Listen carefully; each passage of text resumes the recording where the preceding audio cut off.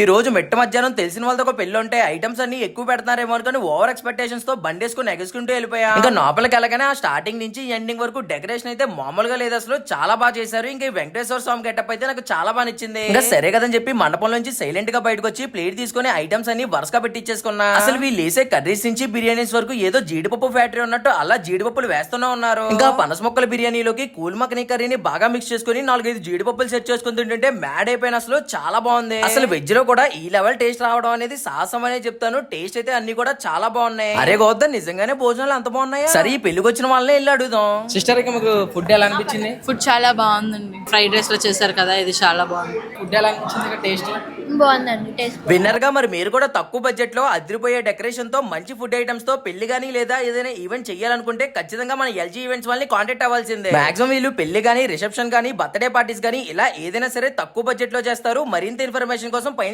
Number కి contact అవ్వండి.